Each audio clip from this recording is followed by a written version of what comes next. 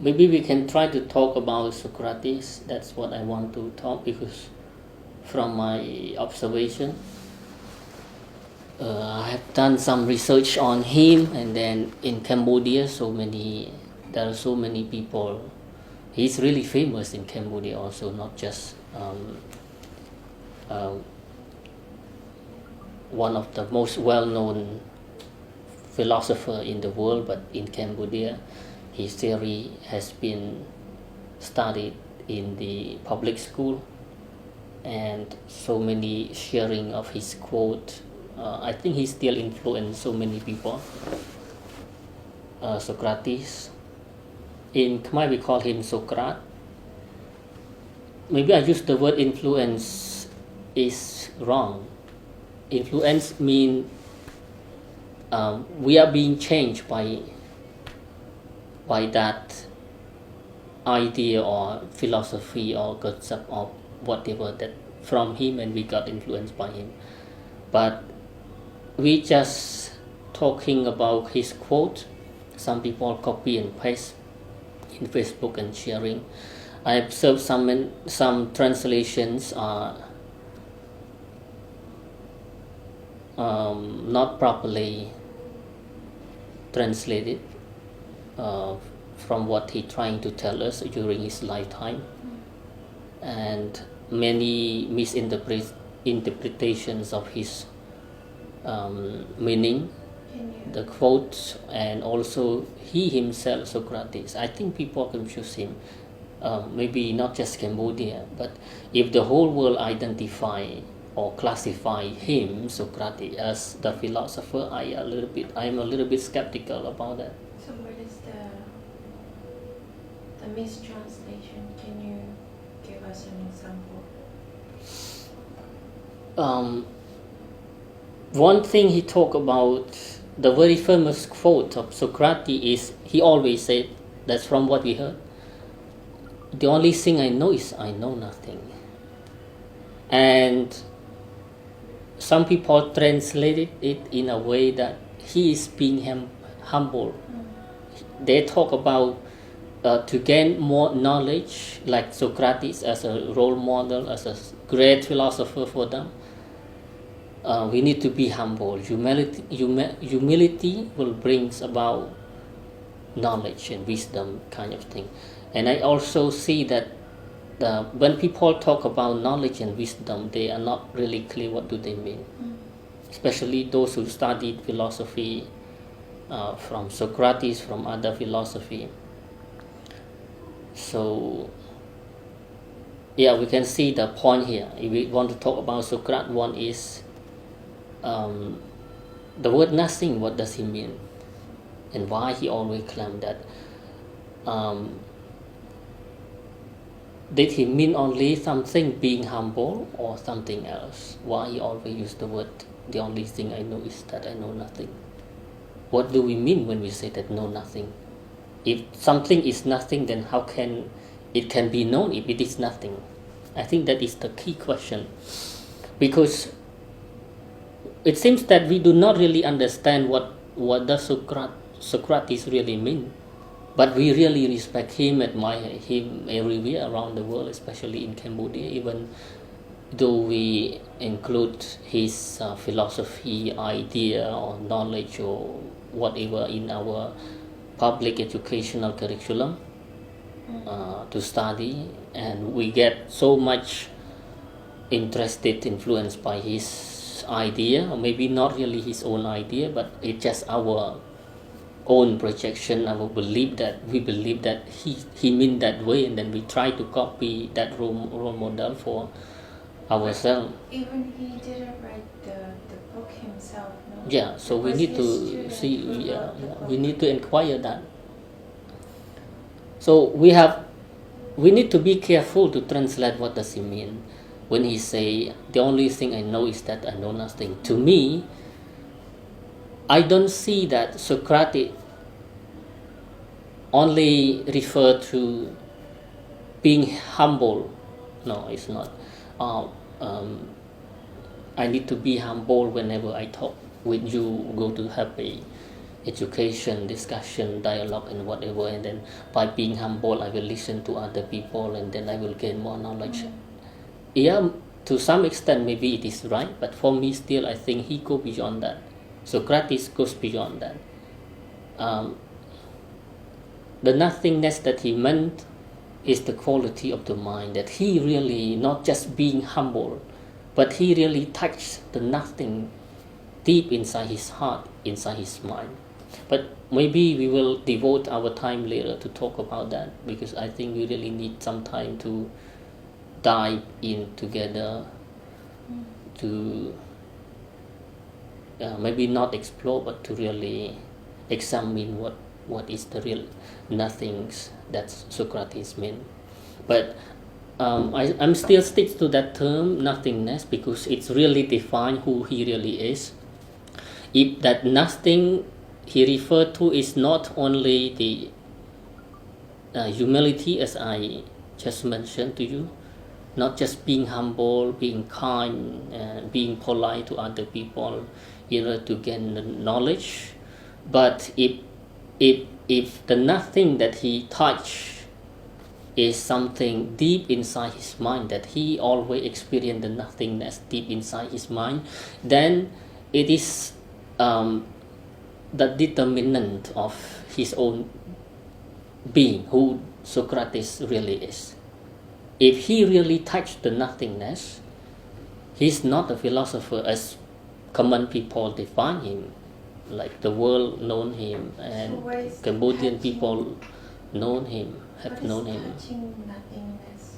I think we can keep that topic for our other talk, but I'm just trying to invite us to be a little bit more careful when we see who Socrates really, because if we translate, we understand his quote, the only thing that I know is I know nothing is only being humble, then we see it differently as a person whose name is Socrates, and he is a great philosopher, and we want to be famous like him, we want to be great person full of knowledge and wisdom like him, and then we try to do all the philosophizing thing, and that is crazy to me, because that is something a different way from him. Because if the nothingness he meant is not just only being humble, as many people translate it, and also in Cambodia I do not find anyone who really serious about these issues. They just they say that the more we know, the more we learn more and more, we accumulate more knowledge, then we become more humble. And then we just feel that we know very little compared to the outside world, so many other things to know. And the more we learn more and more, we become more know a little, less know. The more we learn, the less we know, kind of that thing. It does not mean like that. That's my point that I'm trying to talk today. It's more than that, because if nothing is the quality of the mind, that he always being nothing touched deep inside the mind, then how we define him as philosopher is something wrong. If philosopher is the method to do the philosophy is by using brainy tool, like things like thought, like perspective, views, whatever method that imply the brainy tool. If philosophy can be learned, can be how to say that, if we can do philosophy, if we can become a philosopher, if we can learn philosophy by employing all of those brainy tools, then if we view it from that way, we will define him as a philosopher. But if the nothingness is something else, which is the qualities of the mind, the being of himself, which is being nothing, and that is beyond the thoughts, beyond the thinking. We cannot think of that. We can only touch and feel that directly, actually, not through conceptualizing, through philosophizing, through any whatever brainy tools. That is something. It is something has a different meaning, a different dimension. Then that's what I'm trying to say. It's a we get Socrates wrong. The whole world gets Socrates wrong. That means he devoted his whole lifetime to teach us to go beyond philosophy. And we call him, because to the limitations of our brain capacity, we cannot go beyond that, and then we call him philosopher. In a way that, in a sense, that philosophy is the maximum use of the brain capacity, the highest point of that, the maximums of that. We call it philosophy. And we believe that by having wisdom or knowledge from that philosophizing, life will be more enriched, fulfilled, happy, peaceful, or whatever. But I'm trying to say that is something wrong not to me, but wrong in Socrates' way of life, which is not doing philosophy but going beyond philosophy, which is not using the brainy tool, which is not using only the thinking, the thought, the idea, the conceptualizing way that we are doing now, trying to do and teach our children to follow that now. But he just being nothing, which is going beyond the brain, the mind, something else. I think some of them are very confused about the term of being nothingness. It's a bit complicated, but again, I just try to ask them to be a little bit careful with that. Again, I just want to highlight that he is not, to me, he is not just being humble. It does not mean merely the more we know, the more we learn, the less we know. No, he goes beyond that. And by that mean, we view Socrates in a different way. That is the point. That's one point. Another point is we are talking about, when we talk about Socrates, the most famous guy, the really great, one of the greatest philosophers, greatest thinker in the human history, and we want to be like him. But how can we be like him if we do not really Understand? Yeah, understand is one, but it's still merely intellectual level. But if we not really being him, I mean qualitatively. So if by being nothing, that is the only way to gain wisdom, there is something else. Earlier on you said knowledge and wisdom are two different things. Yeah. We are trying to philosophize ourselves and to train, to teach philosophy to other people, because we believe that that is the only way to gain wisdom and knowledge, and then they try to mix together between the wisdom and knowledge. What I'm trying to say is that wisdom is not the knowledge. The two is really totally different, but we are, especially in the common society, we tend to use it interchangeably, confusingly. I think that is terrible. One, we confuse that to gain knowledge and wisdom. They mix the two things together. We need to be humble like him, like Socrates. And another one, we mix the two things together, wisdom and knowledge. But to me, the two is different, totally, completely different, and we need different tools to deal with the two. Wisdom is not, that's my point I want to highlight. Wisdom is not the accumulation of knowledge. It does not mean that we learn more and more, accumulate more and more, knowing. We want to, whenever we learn something, we try to ask something, to do something, we always want to know more.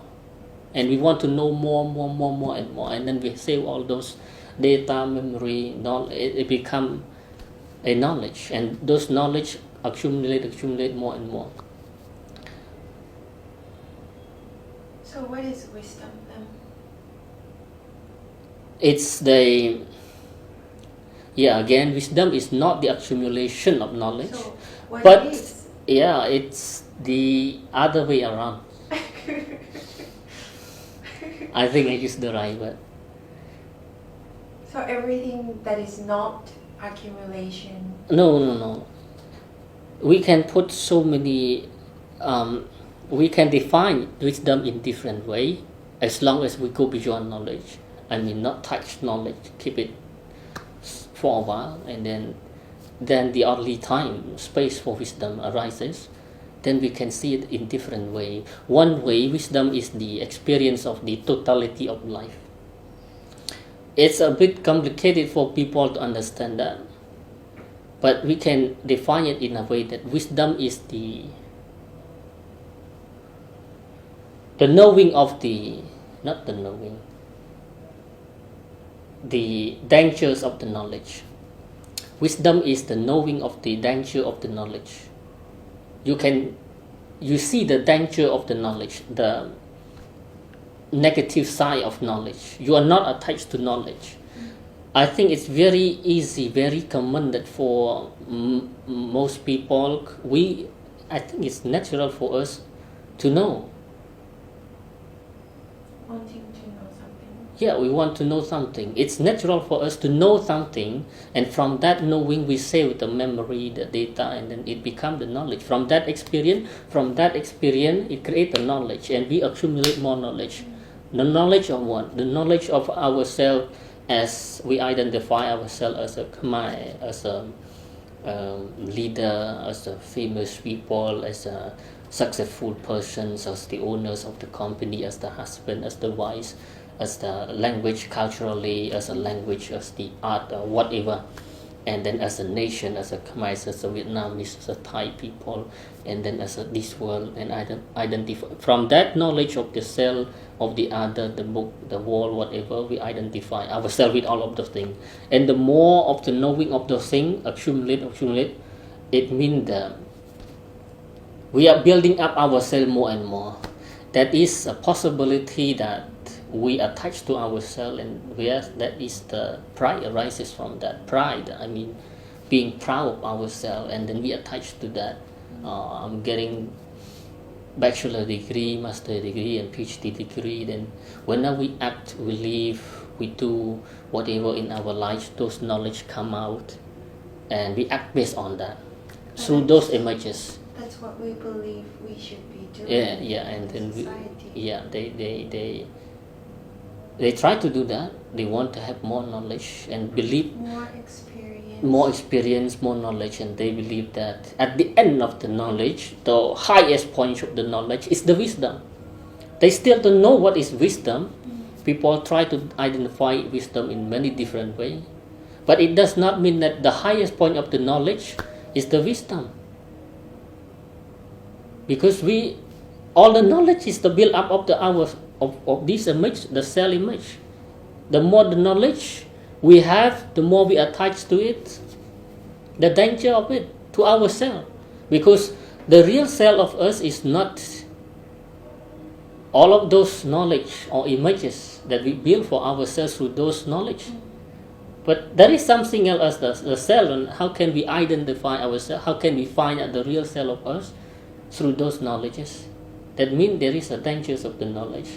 Many people can know, I think very common that people can know the positive side of the knowledge. They can know that knowledge is useful. They can apply the knowledge for technical thing. For example, if you know computer, then you can use computer to make money out of that, to sustain your life, to earn money, to support your family. But those things are just technical aspect of life. And yeah, when they know technical knowledge, for example, IT, yeah, they know the positive side of it. They know the advantages of the knowledge, the benefits of the knowledge. But very rare that the people can know the negative side, the harmfulness, the harm of the knowledge. Because knowledge creates the self, the I, the me, the mind. The more we know, the more we attach to those knowledge. That's why I said, when we have wisdom, it does not mean we are going to the highest point of the knowledge, but it's just the experience of the totality of life, the real what the life is, and from that we do not have any attachment to all the knowledge at all.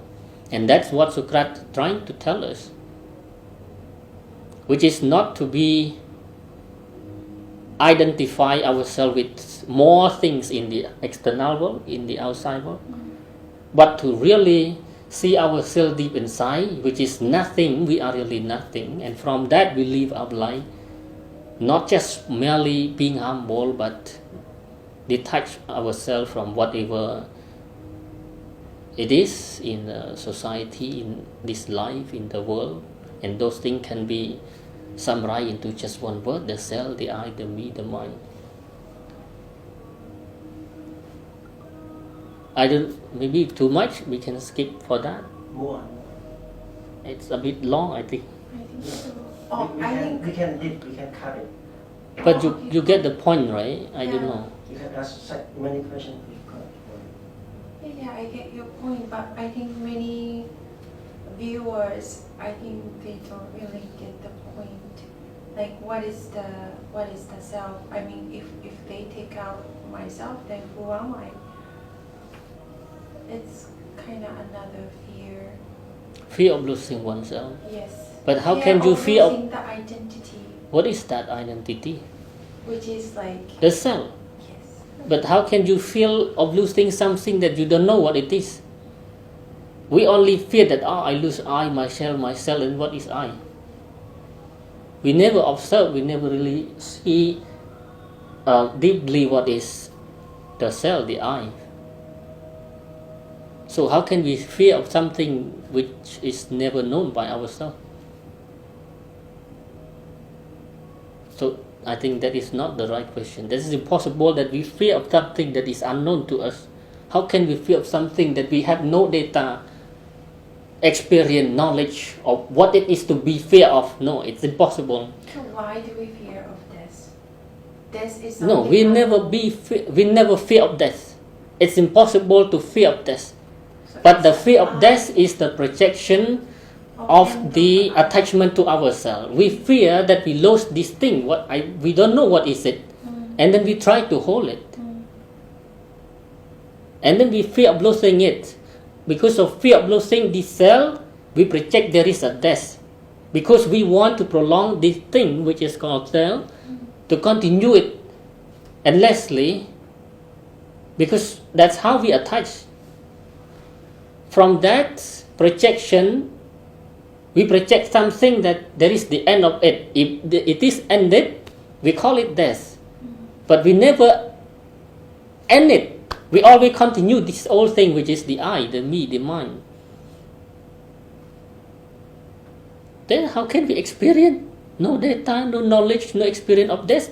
So it's a wrong way to put that way that we can experience, no, we can fear of death. It's impossible that we fear of something that is unknown to us. So in the unknown, there is no fear. We fear because we are attached to something that is known, the knowledge. We fear that we are afraid of the knowledge, and that's why we want to accumulate more knowledge. And that's create this whole world, society, and based on that, we live in that. Full of fear is in the knowledge. This brainy thing, tool, thought, we use the idea to live through identification as me, as you, as societies, as whatever exists in this so-called society, and then we live in that. And that thing is what? It's just the system of ideas, of image, of the knowledge. And again, in that knowledge is something we know. We already know. Through the already known, we call it knowledge. And through that knowledge, we fear that we lost something that we know. We attach to that.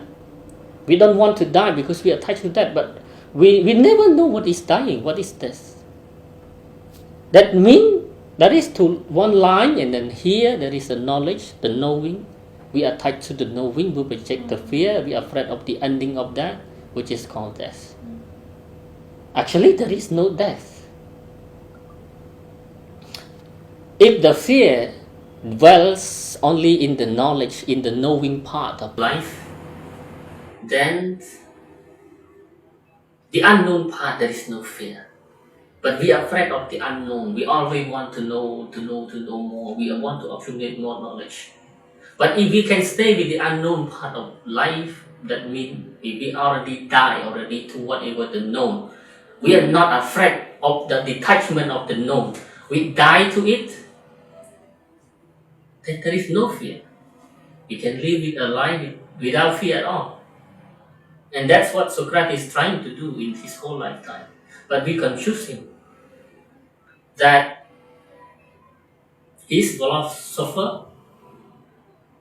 To be a philosopher, we should use to maximize our knowledge, the brainy tool, the brainy capacity.